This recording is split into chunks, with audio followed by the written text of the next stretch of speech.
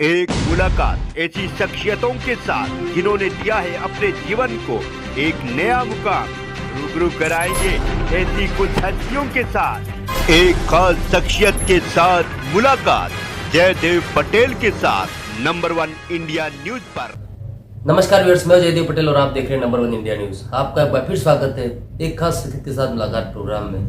आज हम बात करेंगे पाकिस्तान की खुफिया एजेंसी ISI का एक प्रतिनिधिमंडल बांग्लादेश के दौरे पर गया है।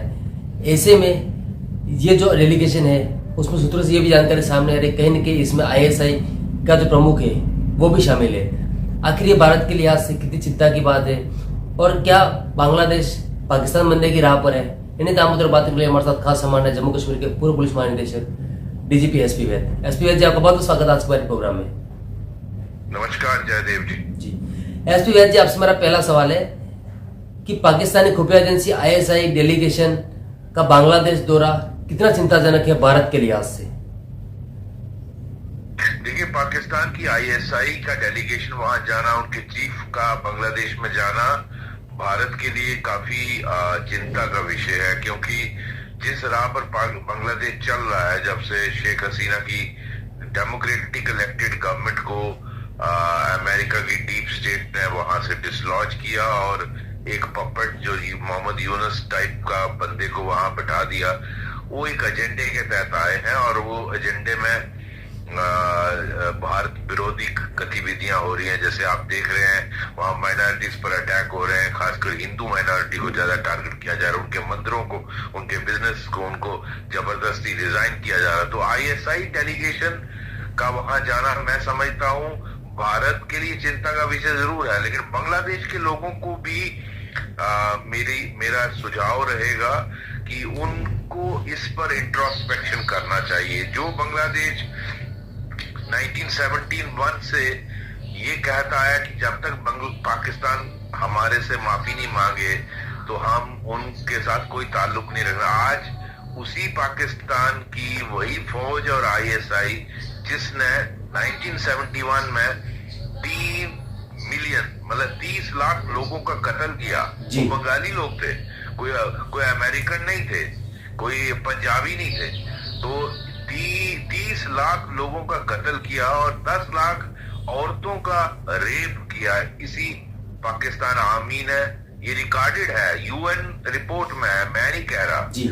और अगर इस तरह की सारी गतिविधियां पाकिस्तान की फौज और ISI ने किया और आज उन्हीं से ताल्लुक दोबारा एस्टेब्लिश कर रहा है पाकिस्तान की जो नई हुकूमत है, मैं समझता हूँ ये बांग्लादेश के लोगों के लिए ये डिस्टर्बिंग होना चाहिए और उनको अपनी सरकार से सवाल करना चाहिए कि अल्टीमेटली लोगों की हुकूमत होती है, लेकिन ये जो पपेट गवर्नमेंट मोहम्मद यूनुस की कर रही है।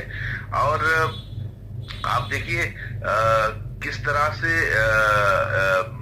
जो पाकिस्तान की ISI और बांग्लादेश में जो रजाकार थे, 71 की वॉर, जब ये आजादी की लड़ाई वहां चल रही थी बांग्लादेश में, तो रजाकार लोग जो बांग्लादेश के कुछ ऐसे देश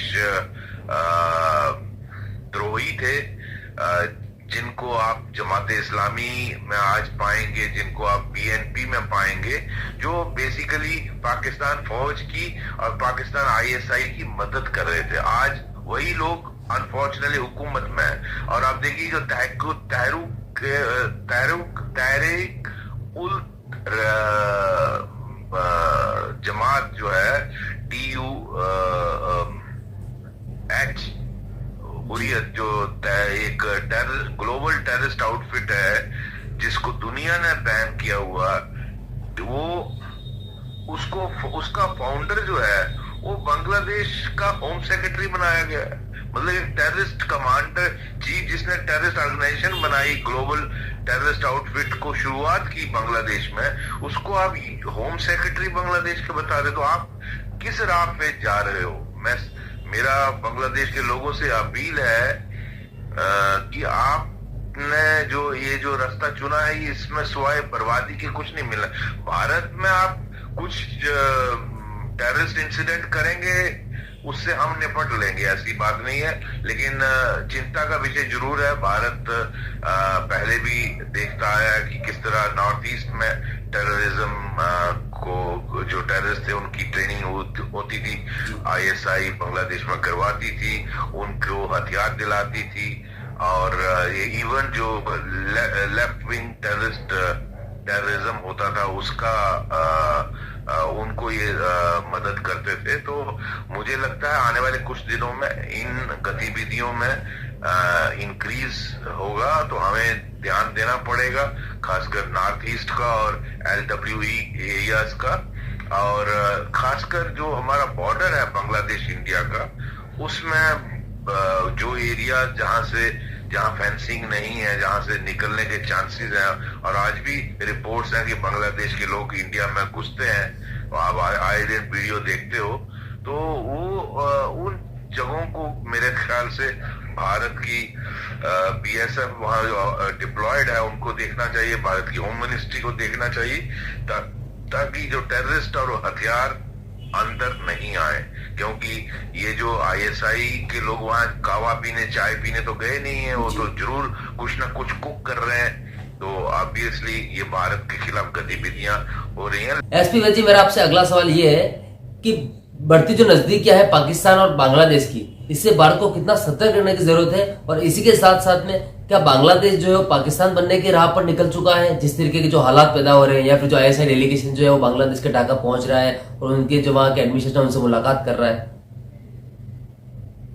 लगता है बांग्लादेश अभी तक जो जब से तख्ता पलटा है, वो जिस राह पे जा रहा है, वो ये ऐसा ही लगता है कि पाकिस्तान, ईस्ट पाकिस्तान बनने की राह पे बांग्लादेश जा रहा है। इससे बर्बादी ही बर्बादी होगी, उनका सारा बिजनेस ठप हो जाएगा। जो ऑलरेडी वहां बिजली नहीं है, एक्सपोर्ट्स के लिए जो हैंडीक्राफ्ट्स और गारमेंट्स बनते थे, उनमें काफी कमी आ गई है। तो अल्टीमेटली इसका सफर बांग्लादेश के लोग ही होंगे, और ये जो क्लोजनेस है वहां की ISI का, पाकिस्तान का, ये बांग्लादेश भारत के लिए तो बहुत चिंता का विषय है, क्योंकि ISI का रिकॉर्ड रहा है, उन्होंने भारत में हमेशा टेररिज्म फैलाया है, यहाँ कम्युनल राइट्स करवाए, हिंदू मुस्लिम फसाद कराए, और वो हमेशा भारत को तोड़ने की गतिविधि, यहाँ नार्को टेररिज्म करते हैं। तो ISI का रिकॉर्ड पूरी दुनिया जानती है, और यहाँ ही नहीं, बहुत सारे दूसरे देशों में भी उनकी ऐसी गतिविधियां रहती हैं। तो भारत चूंकि इमीडिएटली अफेक्टेड है, नेबरहुड है, तो हमें डेफिनेटली ये बहुत चिंता का विषय है, लेकिन बांग्लादेश के लोगों को इसका संज्ञान लेना चाहिए। जी SP वैद जी, अगर हम बात करते हैं अमेरिका की जो नई सरकार है डोनाल्ड ट्रंप की, क्या उसको भी अपनी नीतियों में बदलाव करना चाहिए और कहीं ना कहीं बांग्लादेश पर दबाव बनाना चाहिए कि जो कट्टरपंथी जो है उन पर कहीं ना कहीं दबाव बना जाए, प्रेशराइज किया जाए, ताकि वो इस तरह की गतिविधि आगे नहीं बढ़ाई जा सके इसको लेकर? और क्या ट्रंप सरकार ऐसा करेगी, ऐसा आपको लगता है? बिल्कुल करेगी। ट्रंप जी ने शपथ लेने के इमीडिएटली बाद कहा कि मैं डिसमेंटल कर दूंगा जो डीप स्टेट है, और ये कारकर्दगी जो बांग्लादेश में हुई थी वहां की डीप स्टेट ने की थी।